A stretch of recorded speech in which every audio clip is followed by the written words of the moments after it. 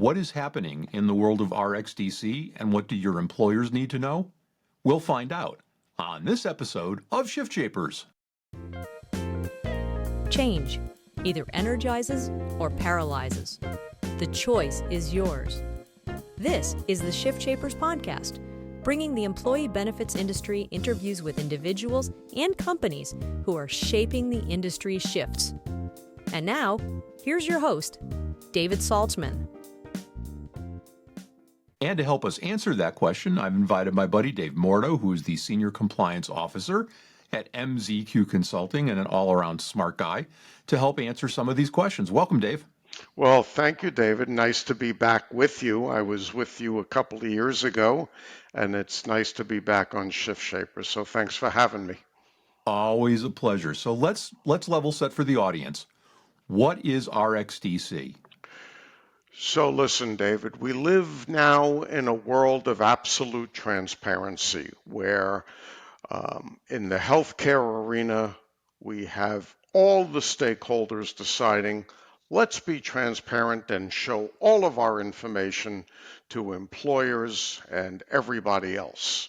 So the prescription reporting is part of the Consolidated Appropriations Act of 2021, and it basically said to employers, give us all of your information concerning your prescription drug plan that you offer to your employees, and in addition to that, we want to know just about everything, whether it's relevant or not, concerning the employees that you are covered, the data on your prescription, the usage, the claims, all under the guise of let's be transparent.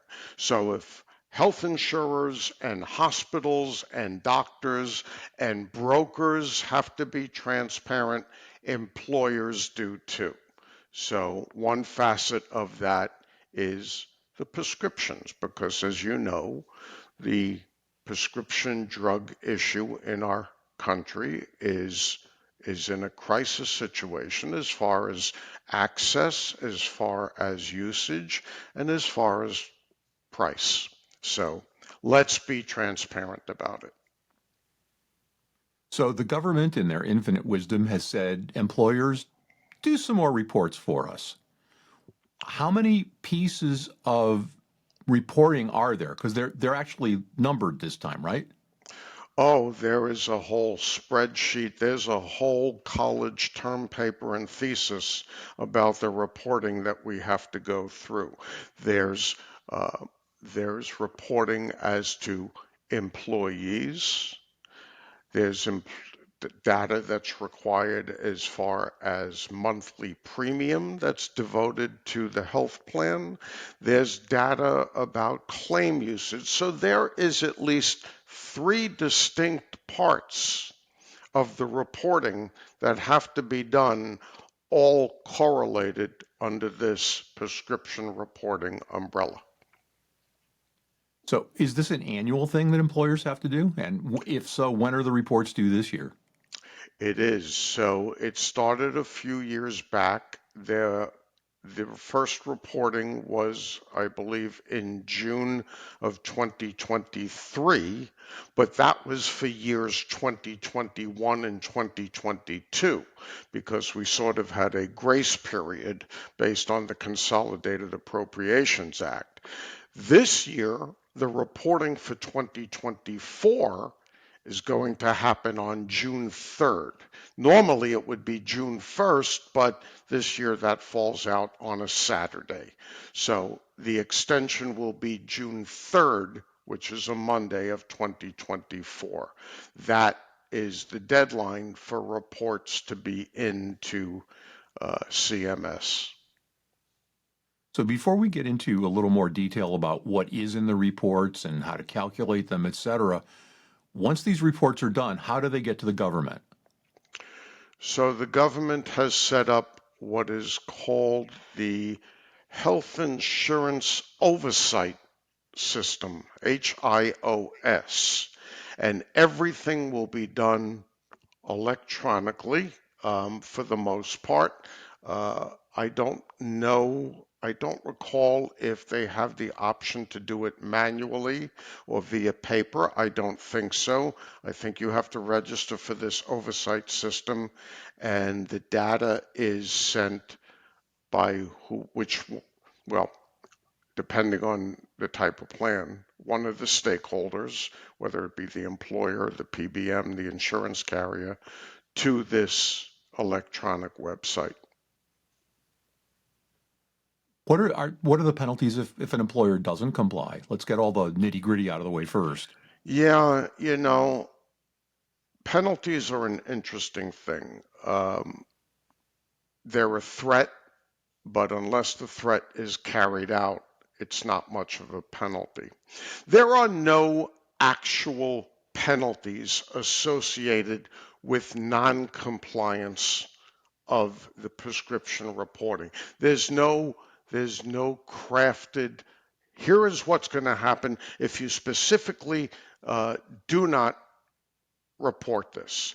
However, we can interpret some of the penalties under what's called Section 502 of ERISA, whereby it's a standard noncompliance penalty of $100 per plan participant for noncompliance. So if you have a pretty large group, it's pricey. $100 per hurts a little bit. So other than that, other than Section 502 of ERISA, there's no stated penalty. So what does that tell you? That's per person per day, right? That's a per diem penalty. I believe that is correct, sir. Yeah, so it can add up pretty quickly. Oh yeah. Oh yeah. And all right, so go ahead. The enforcement aspect is, it needs to be improved because employers, while they do their best to comply, there are those, as you know, that decide, hey, I'm not going to do this. I have other things to do in running my business. Enforcement is key to get this data out there so employers can manage their cost better. And now, a word from our sponsor. This episode is sponsored by MZQ Consulting, a concierge compliance firm that excels at making the complex simple. Have you seen the news lately? Johnson & Johnson is being sued because J&J's health plans failed to negotiate lower prices for prescription drugs. In the case of one drug, the plan paid $10,000 for a drug that regularly is available for under $80. Not only were the members of the benefits committee named personally, but their benefits advisor was also named in the suit. And that, dear listeners, is why you need a top-flight compliance firm. Yes, MZQ handles all the usual compliance stuff from ACA reporting and tracking to wrap documents 5500s, mental health NQTL and QTL analysis, and a whole lot more. But the heat is being turned up on fiduciaries who don't act like it. In this environment, using an ERISA attorney-led compliance consulting firm is your best strategy. Your clients too. And MZQ Consulting is where you should go. For more information, go to www.mzqconsulting.com or email them today at engage@mzqconsulting.com. Now, back to our conversation. So let's digging into the nitty-gritty a little bit. There are 8 pieces to this. There are D parts and P parts, and can you suss that out and explain that? There are, I don't know if I can explain it. The P, there's P1, there's D1, there's D3, 3 through 8, and each of these is correlated to the plan. All right, the P is for the plan, and the D is for the plan, and the 3 through 8 up through, well, 3 through 8 are the easiest ones to remember. That is specific usage. How did your employer group perform with their prescriptions throughout the year? What were the most used drugs? What were the most high-priced drugs that your employees used? All right, very detailed data, not naming anything, any specific employee that's using it, but detailed data on the absolute usage, right down to price, to most expensive, to what type of drug it is. The P1 and the D1 is more about the plan. For instance, what is the average monthly premium over the course of 12 months that you are paying for your health care? And that is computed along with the other D category ones. The letter P is information about your group, the name, all the other types of information that go with the generic information that they require. I don't recall if it says whether or not it's self-funded or fully insured, but it's the standard information. I think the most important part of the reporting is 3 through 8, where you get into the real weeds of what the usage is. The usage of your prescription plan is going to be better able to guide you in cost saving for the following year or years. The other stuff, premium is premium. That you can deal with, but the actual usage is where you could make some great savings if you understand who's using what and how much that costs. So employers can just rely on their TPAs and PBMs to create these for them? I wouldn't use the word rely, David. I would, depending on the type of plan that you have, if you have a fully insured health plan, it is, and I hate to use the word, it is assumed that the insurance carrier will do the filing of the information on your behalf. If you're self-funded or level funded, hopefully you have utilized the services of a third-party administrator or TPA, and they will work with you to do that filing. The important thing for all employers to remember is that ultimately, it is the employer's responsibility to make sure this is done. An employer should not sit back with their fully insured plan and say, nothing for me to worry about, the insurance company will take care of that. We suggest strongly that the employer verify with the insurance carrier or the issuer that this will be done and get that in writing from the insurance carrier and also from the third-party administrator. Now, as you know, over the last 24 months, carriers had shifted their policy on whether or not they were going to assist, and if they were going to assist, to what degree they were going to do that. There are many carriers out there that are extraordinarily helpful, and there are some that say, listen, we'll just give you the basic information. We're not going to get involved with this. You take it upon yourself. It's your responsibility. We'll provide you as much as we can. Those that are helpful or very helpful still need to send to the employers some information, some data sheets that need to be filled out so that the issuer, the carrier, can compile all the information as they seek to do the filing. So it comes in different shapes and sizes, but between the employer, the third-party administrator, and the insurance carrier, depending on the plan design, one of those stakeholders must do the reporting.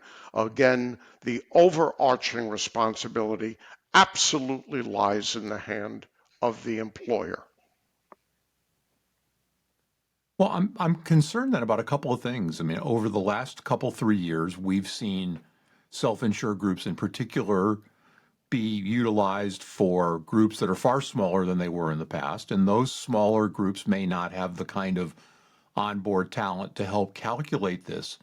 And some TPAs, some PBMs have said flat out to the opposite side of the point you just made, hey, we're not helping, we'll just give you the data, which, you said. So what do those firms do if they don't feel that they're capable of doing these calculations and these submissions? Because as I understand it, the HIO system isn't the easiest thing in the world to use either. No, it's not. And, while I don't want to put any extra burden on the broker advisor of the group, as you know, so much more is being asked of the broker in these days. It is not just about insurance anymore.